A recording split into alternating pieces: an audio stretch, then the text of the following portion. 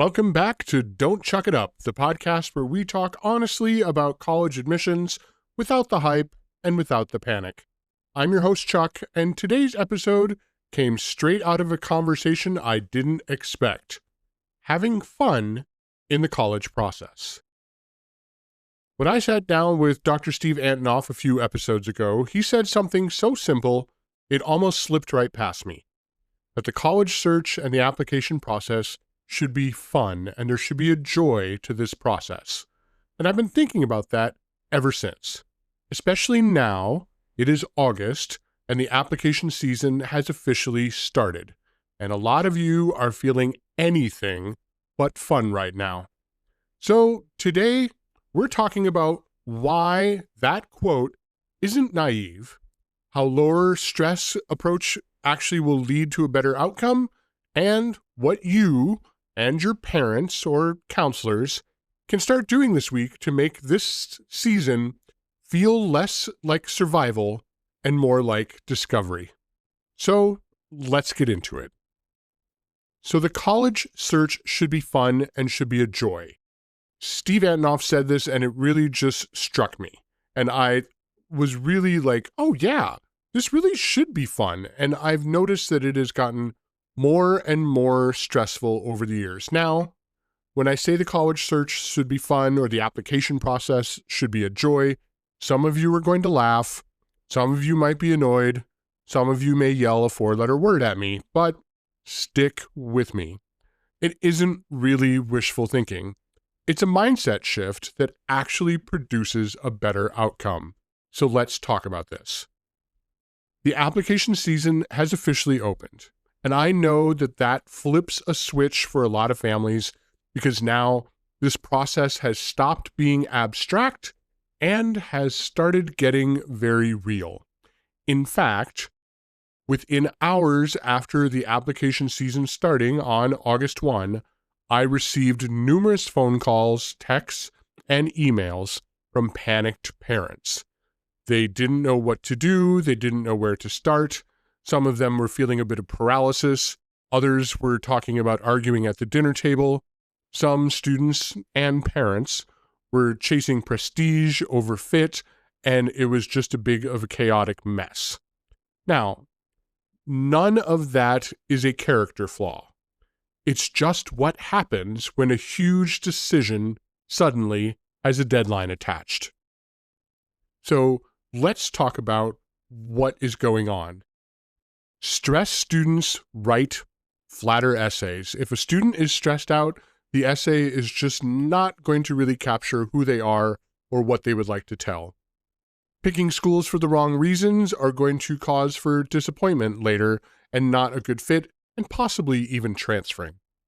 And they are more likely to burn you all out before decision day.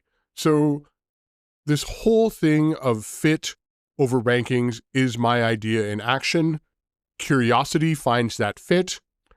Panic finds the prestige. So I want you to be curious. If you are wondering, how do we get this done? How do we figure out what colleges are going to bring us joy and have fun in this process? I will reference that Dr. Steve Antonoff did write a great book called College Match. So check that out. It is basically a workbook that allows you to get through the process of figuring out what type of colleges are going to fit you best. So if you're looking for a user manual as to how to navigate this and you need more of a step-by-step guide, check out College Match by Dr. Steve Antonoff. Great book. So let me give you a few practical things that you can do to make this more fun. One thing is that a lot of families don't plan ahead. I know our world is fast-paced, there's a lot going on, but if you can take a moment this week and do some planning for yourselves, you're going to want to sit down with your calendar and your student's school calendar and find days when the high school is not in session, and that would be a plausible time that you could go visit a college or two. You might be looking for this fall. You might also want to start plan and looking for the springtime in March or April. But it really depends upon how your work schedule and the student's school schedule align with time off. Block those days off, mark them in the calendar so that you actually dedicate time to go visiting colleges. This is going to save you a headache later, because I've had families just go and say, oh man, we haven't visited that college. Well, I could probably take this Friday off, and they just scramble and they stress out. So start blocking off times. Keep in mind, many colleges do have an opportunity for students and families to visit on a Saturday, and that might actually work better for you. Go check out my podcasts that talk about campus visits, summer visits, and all the different options that are out there. I've given you a lot of great resources. Now, while you are visiting, here's how you make it more fun. Don't just tour the campus, get in your car, and leave. That's not so fun. You want to do things like eat in the dining hall, check out the coffee shop on campus, sit in a real class, ask admissions for some help with that, talk to random students that are walking by. Believe it or not, when I visit colleges, sometimes I will just go to the coffee shop that's on campus. I will offer to buy a student a coffee and say, hey, I'm a college counselor. Could you sit down and answer some questions for me? Rarely do students say no, unless they're in a hurry and they're getting out the door. But talk to the current students. Also, reward yourself for doing such a great visit. Find a local ice cream shop or a bakery or a coffee shop and check that out. Maybe you're going to pick up your favorite pizza slice at a local pizza shop near the college. Visit a local museum, a zoo, an aquarium. Explore the area and have some fun. Don't just make this transactional where you are just going to the campus, taking a tour, getting in your car, and leaving. As you're thinking about what colleges to research and ultimately to apply to, before you narrow anything down, write down every possible college or university that is at all interesting to you. These could be dream schools, weird, interesting places that you don't really know much about, but maybe a friend mentioned it, a reach college, a local university. Judgment time comes later. First, get all the type of places that you possibly could think of. Think of what is in your local area, within your state. What's close to your favorite aunt or uncle or grandma or grandpa? Just make a list of all the schools. That could be on a spreadsheet. And then what you're going to do is you're going to be open-minded and you're going to try and explore them together. So, break out the biggest laptop you have or computer, or pull it up on your internet-based television and pull up YouTube. And what you're going to do is you're going to go find virtual campus tours for these various places. And you're going to sit down, pop a bag of your favorite popcorn, get your favorite beverage, and watch 2 or 3 or 4 videos. You can do this as a family. And then you can vote. Thumbs up, thumbs down, keep it, leave it, want to learn more, but make this more fun and interesting. Also, you'll start to pay attention to hear that a lot of them start sounding the same. You know, the library's quiet, the faculty are all amazing, everyone here is friendly, and the weather always seems to look great on a campus video tour. I'm sure all of those are 100% true all of the time. Remember, exploring colleges is low stakes. Applying to colleges is execution. Keep those two things mentally separate. So exploring doesn't feel like a test. You can explore as much as you want until you ultimately decide where you're going to apply. One big thing that I want students and parents to remember is celebrate the small wins out loud. I do this with every student at every meeting. Hey, you finished the first draft of your essay? Great job. That's a win. You completed one section of the Common application? Awesome. Look at that green check mark. Great job. It's a win. You finally visited your first campus in person and you got to see what that is like? Awesome. That is a win. Don't save the big celebration for the final decision day in May of the senior year. Celebrate all of the little steps because all of them are important. Now, I want to give some advice specifically for parents. So, parents, tune in, focus. If you're driving, come back to this later because you're probably going to want to take some notes. But parents, this part is specifically for you. My biggest piece of advice for parents: your stress is contagious, literally. If you're anxious about this process, your kid feels it, even if you never say a word. So here's what I recommend. Acknowledge to your teenager that you are just as nervous and confused as they are. Often when we are nervous or stressed, we get heated, and when we talk and get frustrated, we may say things that we don't really mean to say, or things may happen that you don't really want to have happen. So acknowledge that this is stressful, and everyone needs to be on the same page with that, and you're going to try and take that anxiety down.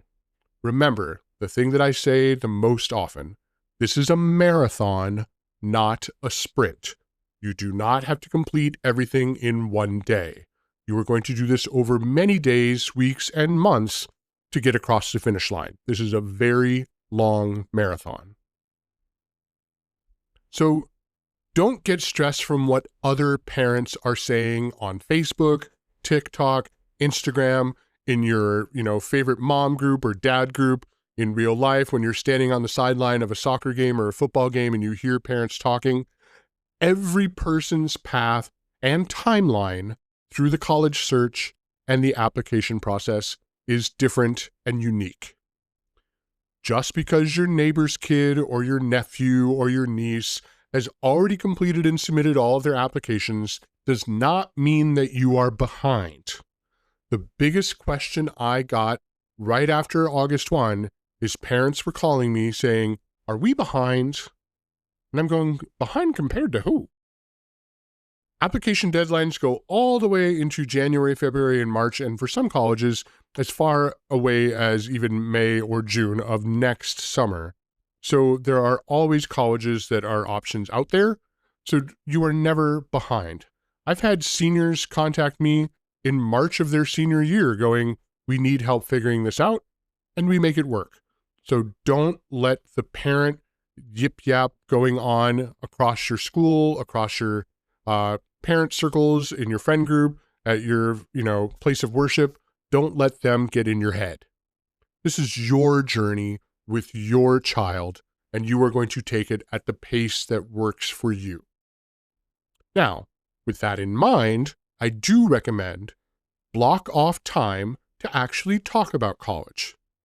Yes, there are many steps to this application, financial aid, scholarship, and even the college search process. But harping on your teenager every day will not speed things up. And it will cause you all to probably start losing your hair or get gray hair, like I do.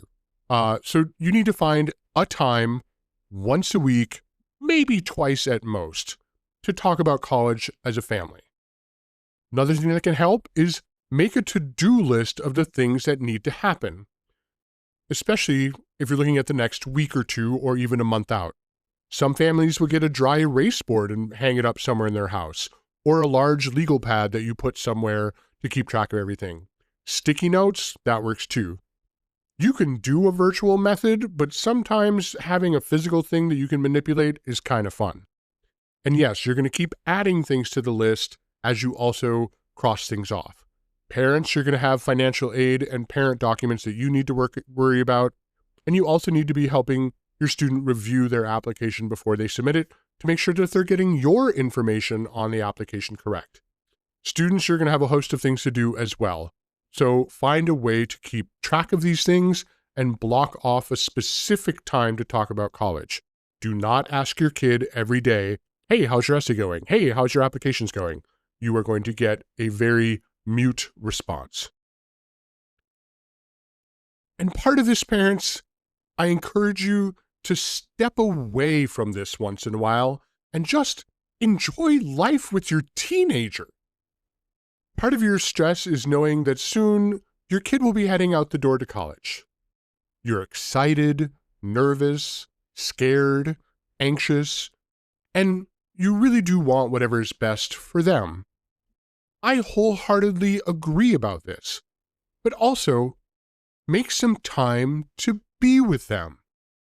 Go for a walk together and leave the phones at home. Get ice cream or your favorite soda shop and go get a treat, or at a bakery, or whatever the heck you want to do. Go out to their favorite restaurant for a meal or get a coffee. And again, leave the phones at home and don't talk about college or the future. Ask them how their day-to-day is going. Ask them what they've really enjoyed in their life right now. Ask them what's stressing them out. Ask them what is making them super happy. And above all, tell them how much you love them, you appreciate them, and you want whatever is best for them, but you really do want to make them happy and have them be happy. The two things that every parent has always said to me as I meet with them is, I want my student to be happy, and I want my student to find a path that is right for them. Oh, and while you're out having fun with your kid, take a selfie. If anything, it might be fun to show up at the graduation party later this year.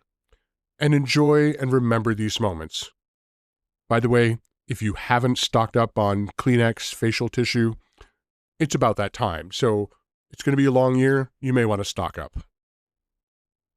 So, should the college search and the application process be fun and be a joy? Dr. Antonoff says yes, and I wholeheartedly agree. This is part of how I want to help you all get through this season sustainably, not just survive it. Reach out, ask me questions, post comments, let me know how I can help. If there's a topic that you want me to cover in a future podcast episode, please let me know. I am here to help you. I am not doing this for fun. I am doing this because I want to help you. It is also fun, I can't lie. I do enjoy doing this. You and I are here on this journey together. I am here for you as much as I can be, but you need to let me know how I can be helpful. Don't hesitate to send me an email at don'tchuckituppodcast@gmail.com. You can go to my Linktree, and there's a submission form at the very top if you want to send a comment there. Send a direct message on any of my social media platforms, but I am here to help you, so please reach out. Before you go for today, don't forget we launched a Facebook group for the show. It is called Don't Chuck It Up College Admissions Community. It is a place to keep talking about all of this stuff that we've covered here today and other episodes. You can ask questions, share your own story, positives, negatives, or otherwise, or just tell us what you want to hear next. So please come say hi. I'd love to meet you and chat with you there. Facebook group, Don't Chuck It Up College Admissions Community. So should the college search be fun? Dr. Antonoff says yes, and honestly, after 25 plus years of doing this work, I say yes too. Not because it's easy, it's not, but because the families who find a way to enjoy this process usually end up somewhere better than the ones who white-knuckle it to the finish line. Remember, if this episode has given you even one new thing to try this week, a campus visit done differently, a no-judgment college list, dinner without the college talk, that's a win. Celebrate it. I celebrate every time a new subscriber appears on my Spotify, Apple Podcast, or YouTube channels. Yes, literally, I check it multiple times a day, and I get very excited. So, have you subscribed yet? Join our community, and let's help each other on this journey in the college search. That's it for today's episode. If you found any of this helpful, please share it with a parent or a student who needs to hear this message right now. I'm Chuck Erickson. I'll see you next time. And remember, don't chuck it up.